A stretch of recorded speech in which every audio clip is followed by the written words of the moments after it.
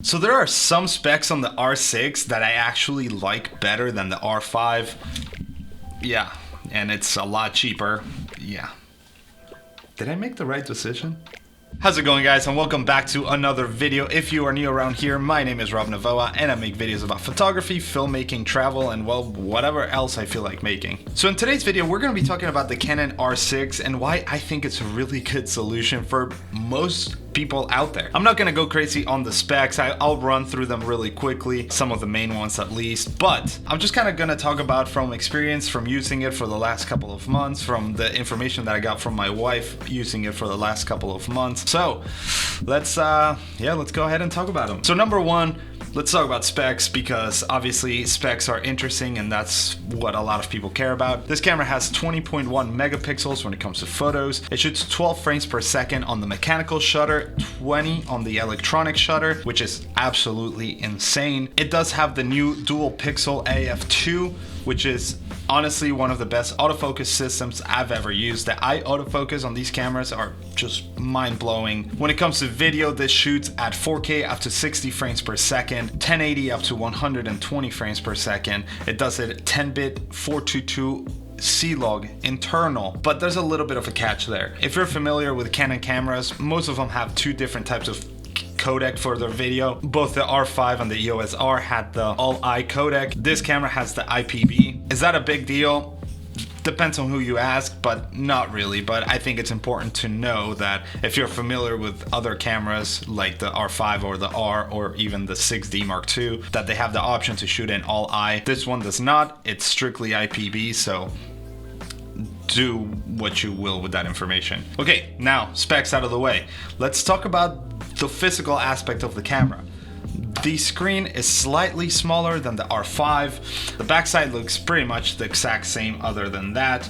The top looks a little bit different. I made a video about the physical differences between the R5 and R6 and it'll be up here somewhere where I go more in depth about what the differences are physically. Things that I absolutely love about this camera. 20 megapixels. Now, I know that personally for what I do like having the 45 megapixels of the R5 or even the 30 on the EOS R. And I was actually just talking to a friend of mine, Morgan, from the UK. I'll leave his link down below, and he mentioned something really interesting, that he actually shoots most of his photos on the EOS R nowadays rather than the R5 because, well, stay tuned, there's a video coming about that. But yeah, 20 megapixels. Now, if you're somebody that shoots on the day-to-day basis and you're just shooting family portraits or even weddings or anything like that, I think that the 20 megapixels are gonna be more than enough. If you're shooting just for Instagram, 20 megapixels is definitely more than enough.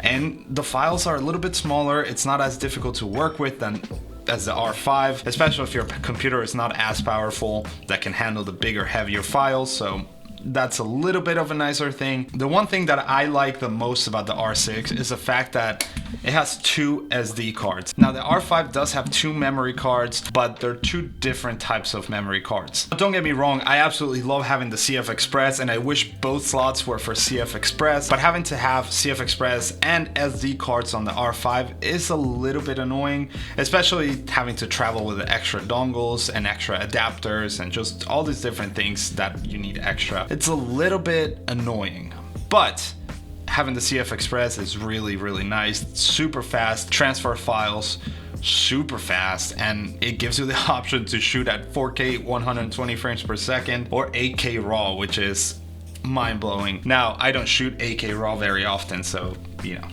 it's very large files and a lot of work. Another thing that I don't like about this camera is the mode dial. Now, I don't know why, I kind of got used to the way that the R and the R5 are, so having to control the modes from the wheel, it's a little bit different, I guess. I've gotten so used to the other way that that's a personal issue. But other than that, this is a fantastic camera. If you're somebody who shoots in a home setting, in a studio controlled setting, or even if you're doing some minor work with commercial type businesses and stuff like that, this camera is absolutely fantastic, underrated. I think that a lot of people don't talk about this camera, and I think that it should be talked about. It also, the new RF mount is fantastic. Although I don't have any RF lenses yet, we adapt everything that we have already. We adapt all the EF lenses to it. For now, we're gonna make the change sometime in the future, but it's very expensive. So slowly but surely we're gonna start making that change. This is a fantastic camera that will not disappoint you, that you will have for a few years.